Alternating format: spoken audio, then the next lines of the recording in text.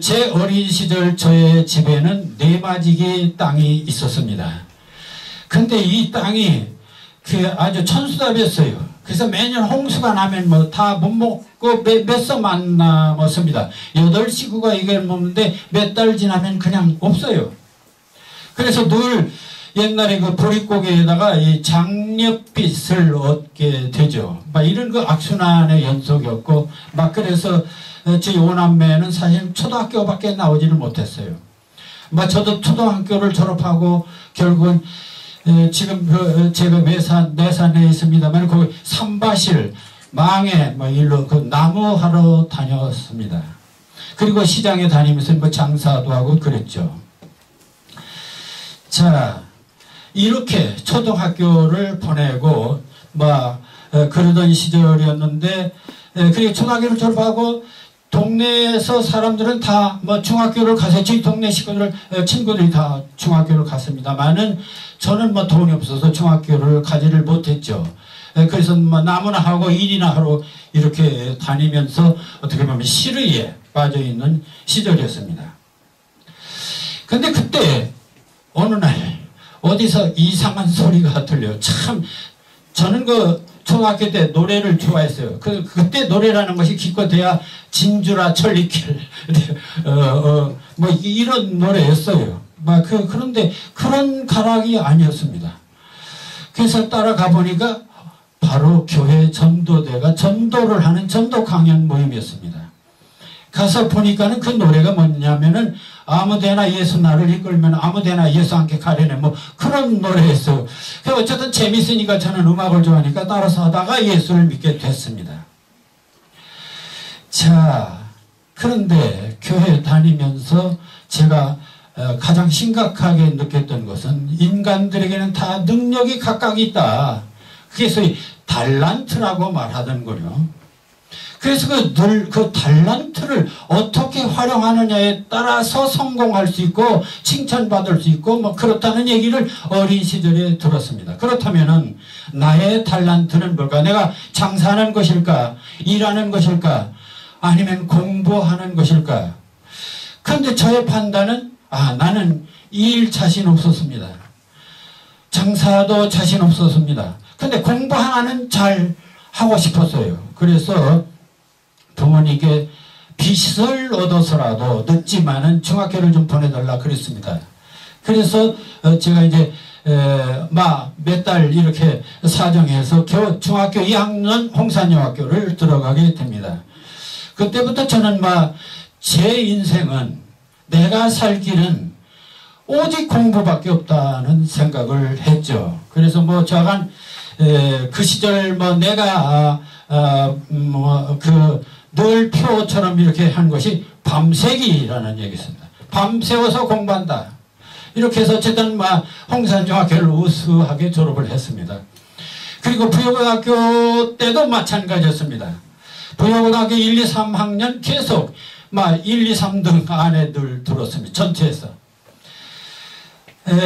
그런데 부여고등학교 졸업하고 또 대학할 능력이 없었어요. 재정적인 능력이 없었어요. 그래서 시루에 빠졌는데 그때 교장 선생님이 저한테 연락을 했습니다. 부여군 장안면에서 유상근 박사라는 분이 계신데 이분이 아주 성공을 해서 서울 물리사범대학이라는 대학을 인수한 이사장이라는 거예요. 이분이 부여고등학교에 연락을 해서 돈 없고 공부 잘하는 놈 있으면 내가 키울 거니까 추천을 하나 하시오. 이런 연락을 받았다는 거예요. 그 교장 선생님이 저한테 연락을 했습니다. 그래서 제가 바로 그런 물리사범대학의 이사장 특별 장학생으로 전액 장학금을 받으면서 이제 들어가게 된 것입니다. 그래서 제가 2년을 이제 물리사범대학을 마치고 그 당시 서울 가서 보니까 집에 돈이 없어도 살 길이 있더라고요. 그게 가정교사라는 거였습니다. 그러니까 학생들 이렇게 가르치면은 수입이 괜찮아요.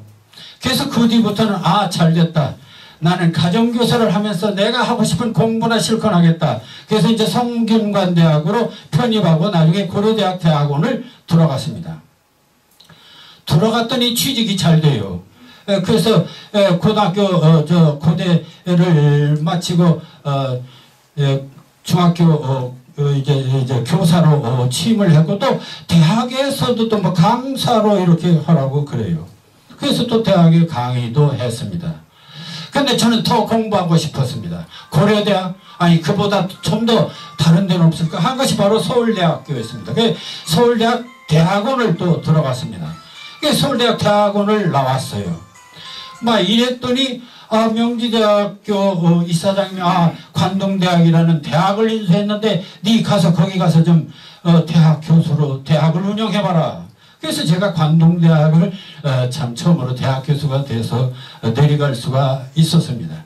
그래서 이제 관동대학을 키우기 시작하는데 처음에 가보니까 한 1000명, 100명밖에 안 되는 학교였어요. 아주 작은 규모인데 10년 동안에 한 2500명으로 큰 대학을 만들었습니다. 그리고 그동안 제가 두 가지 큰 일을 해냈습니다. 그게 뭐냐면 하나는 그 고등학교, 중고등학교에 교과서라는 게 있어요. 문교부에서 인정하는 교과서입니다. 근데 그 교과서에 제가 출연을 했는데 제 책이 전국에서 사용하는 교과서로 당선이 됩니다. 장문 교과서로 제가 당선이 됐죠. 그래서 일약 참 이름 없는 관동대학 교수가 교과서 저자로 일약 좀 이름을 내게 됐습니다.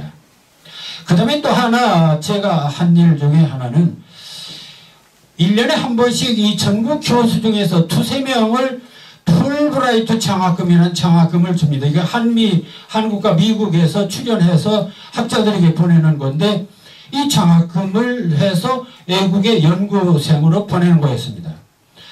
근데 바로 거기에 제가 선발이 돼서 바로 꿈에 그리던 하버드 대학교에 바로 교환 교수로 가게 됩니다. 그래서 정말 시골에서 농사나 짓고 먼산나무 하고 다니던 제가 일학 세계적인 명문 하버드 대학에 가서 연구하는 그런 기회를 갖게 됐습니다. 하버드 대학이라는 곳은 미국에서도 수십 명 대통령을 낸 그런 최고입니다. 전 세계에서 가장 이름이 있는 대학이 하버드 대학이죠. 그래서 전 세계 교수, 학자, 정치가, 경제가 어떤 사람들도 다 거기 많이 모여오고 있습니다. 그렇게 대단한 곳이 하버드 대학인데 재밌는 것은 그 대학에는요, 한 학과에 소위 노벨상을 받은 사람들이 다 그 과에 몇 명씩 됩니다. 재밌는 것이 제 같은 친구가 화학과에 있는데 화학과에서 서로 그러니까 야 너희 대학과에는 노벨상 받은 사람이 몇 명이냐 이런 서로 자랑을 합니다. 근데 이제 제가 영미문학과 들었는데 영미문학과에서는 한 명밖에 없었어요. 근데 화학과 7명이나 됩니다. 우리나라에 지금 이게 노벨상 이렇게 교수로 학문을 받은 사람 단 한 사람도 없습니다. 자, 그렇게 이 하버드 대학이라는 대단한 대학입니다. 그러니까 어쨌든 세계를 지배하는 그런 속학들을 내는 곳이 바로 하버드 대학이었죠. 어쨌든 그런 곳에 제가 감히 갈 수가 있었습니다. 그래서 갔다 오니까는 관동대학에서 명지대학으로 또 저를 불러요. 그래서 명지대학 교수로 25년 있으면서 정년을 하게 되는데 그때 이런 생각을 했습니다. 내가 65세에 정년을 하는데 정년 이후에는 또 뭘 할까 생각하다가 정년 후에 나는 제가 어린 시절에 이 태양교회를 다닐 때에 가난하게 그냥 교회에서 살았어요. 저는 다른 사람들은 친구들은 학교 가고 저는 교회에서 가서 그냥 둥글둥글 놀면서 지냈어요. 그런데 그 교회에서 하도 열심히 다니니까 저희 교회에서 어른들이 야 너는 장래 목사님감이다 이런 얘기를 해 주셨어요. 그래서 저는 어린 시절부터 장래 목사님 이런 생각을 늘 했죠. 그래서 저는 공부하면서 교수가 되고 활동하면서도 늘 어린 시절 고향에서 교회 어른들이 장래 목사님이라고 했는데 그렇다면 하나님을 위해서 해야 할 일 있지 않겠냐 이런 생각을 또 했죠. 그래서 신학교에 62세에 들어갔습니다. 그 정년 이후에 이제 나는 이제 목회 활동을 하되 일반 목회가 아니고 문학 선교, 문학을 통해서 선교하는 목회자가 한번 되보겠다. 막 이런 생각을 했습니다. 그래서 정년을 하고 이제 신학 박사도 받았습니다. 고대에서 문학 박사 받고 신학 박사, 그 박사가 2개였어요. 그래서 이제 정년을 하고 저는 이제 그런 신학 교육 또는 그 선교 활동을 하려고 했는데 그때 신문 광고에 뭐가 나왔냐면은 오산대학교에서 총장을 공개 모집한다, 뭐 그런 광고가 나왔습니다. 그래서 제자들이랑 뭐 주변에서 아이고 막 선생님 너무 경험도 많고 뭐 실력도 있으니까 한번 뭐 응모해 보시죠. 저는 오산대학하고 아무 인연이 없는 곳입니다. 선후배가 있는 것도 아니고 거기 가서 살아본 적도 없죠. 그래서 일단 응모를 했습니다. 17명의 총장 후보자들이 모였어요. 그래서 서류 심사받고 그리고 면접을 거치는데 마지막에 총장으로 제가 낙점이 됐습니다. 거기 기라성 같은 사람들이 17명이 다 박사고 정말 경력도 화려하고 정부 요직 다 한 사람들입니다. 근데 왜 나를 그러면 총장으로 뽑았을까? 참 재밌는 일이, 그 대학이 그 전에 바로 총장이 좀 부정한 이런 문제가 있어서 나가게 됐습니다. 그래서 그 대학에서는 정직한 총장을 뽑아야겠다. 정직한 총장. 정직한 총장을, 이게 뭐냐? 보니까 이력서 중에 나는 문학 박사에다가 신학 박사까지 했다 이거요. 그러니까, 신학 했으니까 이 사람 좀 양심적일 거다. 이런 생각을 하고 뽑았다는 겁니다. 어쨌든 이래서 제가 결국 총장을 하게 되었습니다. 어쨌든 저는 그래서 65세 정년인데 정년 끝나고 72세에 저는 총장을 이제 마치고 이제 노후를 보내기로 했습니다. 그때